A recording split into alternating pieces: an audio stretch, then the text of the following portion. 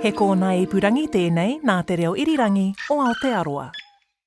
1, 3, 4, 5, 6, 7, 8, 9, 10, 11, 12, 13, 14, 15, 16, 1, 2, 3, 4, 5, 2. I did.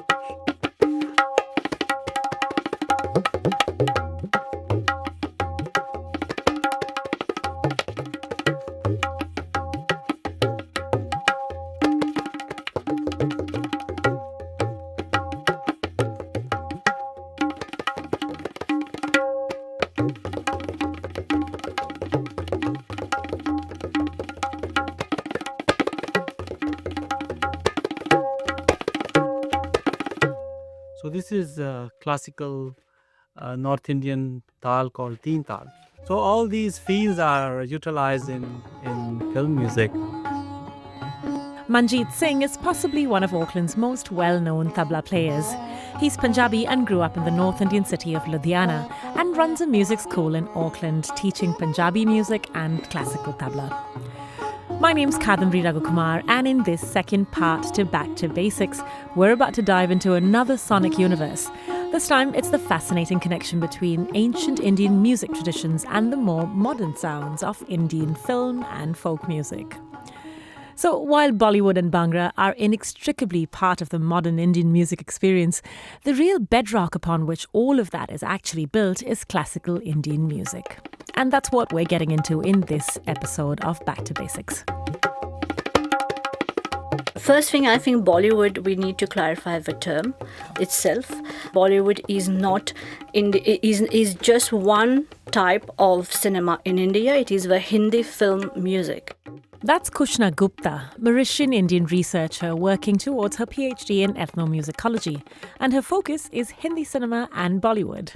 In India, popular music comes from the films, the film music. There's no separate stream of popular music. It's the film music that becomes is part of a popular culture.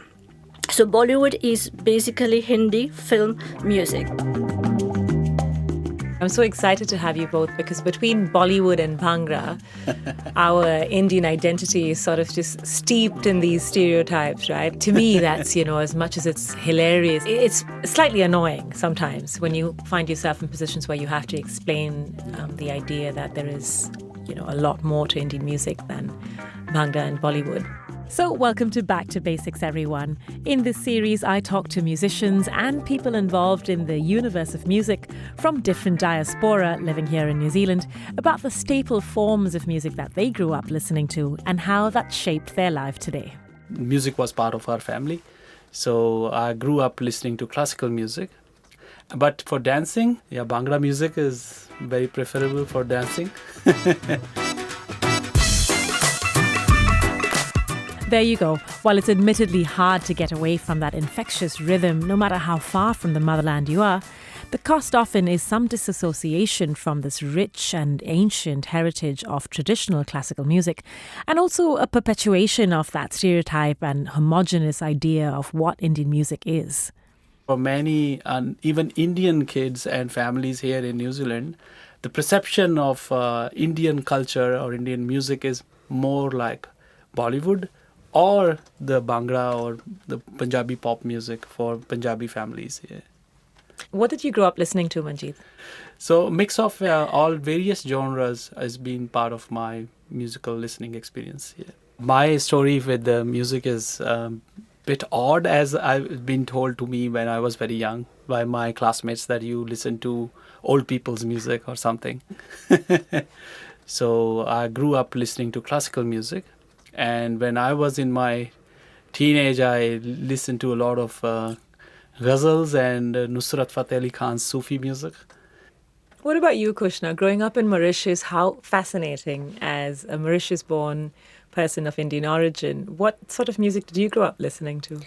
I have always been listening to Bollywood music. Yeah, I have zero connection to Indian classical music, so I have no idea about that at all. So I learned Hindi by watching Hindi films and listening to Hindi songs. So that's the way that, that connect me to India. So Mauritius also, we have the radio you have one channel where you'll be having all the Hindi programs. So it's always Bollywood playing there. So I had been growing up, even attending the wedding, everything is just connection with Bollywood. And we had the subtitle in French. So it is just, reading the subtitle and I think more or less the dialogues. That's how I pick up on Hindi language. With French subtitles. Yeah. Gosh, that must have been quite a trip.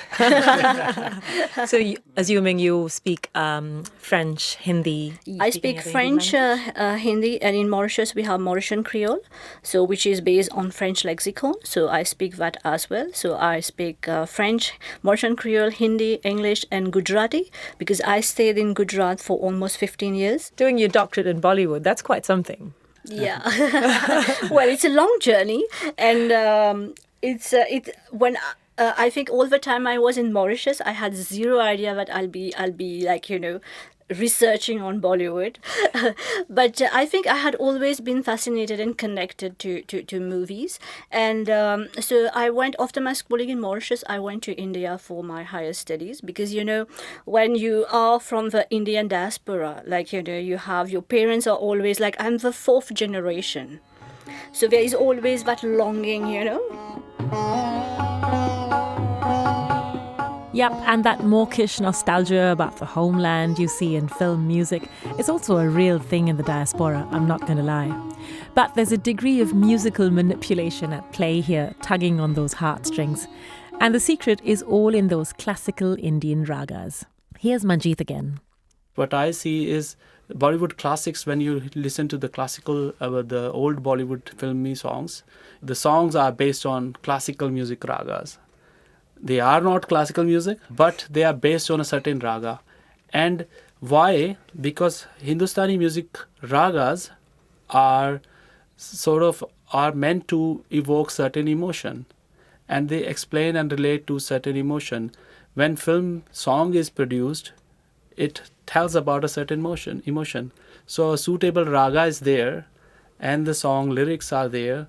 They both are in a certain sort of collaboration. It portrays what producer or director wants to do with this certain, song. So it interconnects with each other beautifully. Hindustani music is sort of a produce of intermix of various cultures in the northern part of India, where people came from Mongolia or Persia or various from the Middle East. Whoever came brought their cuisine, culture, clothing, and music and instruments. So various classical Hindustani musical instruments are formed based on those sounds, based on those cultural, religious singing, you can say, or for entertainment, whatever the purpose was for forming a musical, for forming a singing style, or for forming a instrument with this right temperament to accompany the singing style. So Northern classical music has always been there with the intermix of various culture. Early film music in India is based entirely on influences from classical music, going back to the very start of the industry of cinema in the country.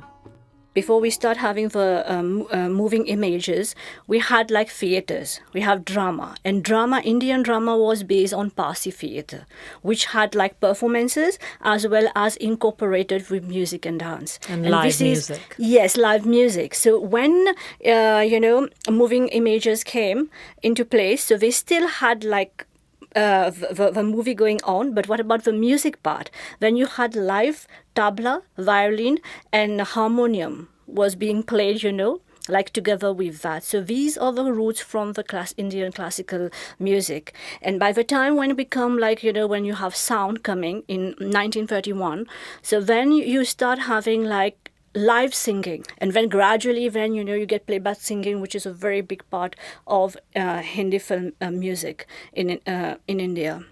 So all these things, I think they do have their roots definitely in Indian classical music, where we start having a shift in the style of music, the different genre. So I think it's whatever musical changes was happening globally, mainly on the West. So these are the places where when you start having changes. And gradually the Hindi cinema started growing as an industry, keeping in trend like, it's an industry. It's economic, it's money. So it's more like, also how to keep up to date and to appeal to the audience. And when you have a very big Indian diaspora, in late 1990s, after the Indian economic liberalization, when you start having like how the industry started aiming the Indian diaspora. And that's where you see lots of changes in the music as well. With someone like you who's worked across different genres of music, not just Indian forms. I've known you to experiment with a lot of jazz musicians in New Zealand, percussive experimentation as well. What is it that you find really challenging when it comes to trying to explain to people that, the music that you make and play has always been based on something far older than popular Bhangra or popular Hindi film music? Well, Indian music, classical music has reached globally, have made a global sort of recognition now. Recently, last year, a great Ustad of Tabla passed away, Ustad Zakir Hussain, and the similar year he won 3 Grammy Awards playing tabla to the various experimental projects.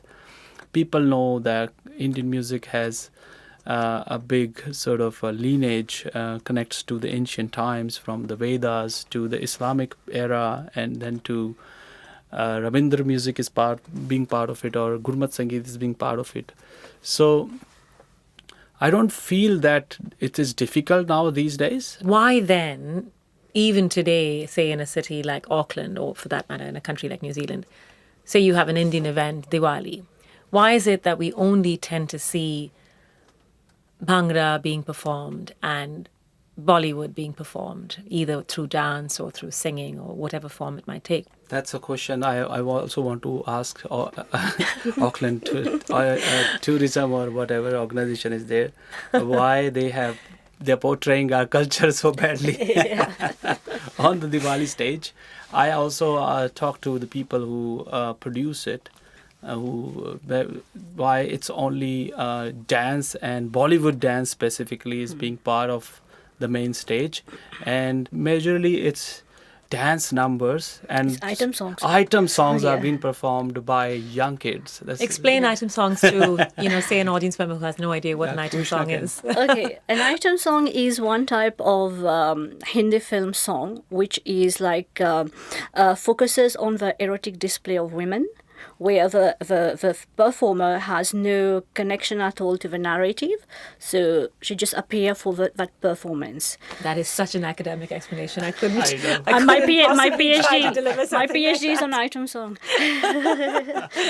I would like to see Bollywood like trying to go back to the earlier time, when we had real music. Nowadays it is just recreation of whatever was in 1970s, 1980s and even 1990s. So I think Bollywood needs to get back maybe to its roots now. I would say that Bollywood or classical music, still in Bollywood music you still hear some of the songs which are very nicely sort of composed, and Indian classical music was and now and will be influence of a lot of film music, Hindi film music, and it connects people globally, as Indian music has its recognition globally.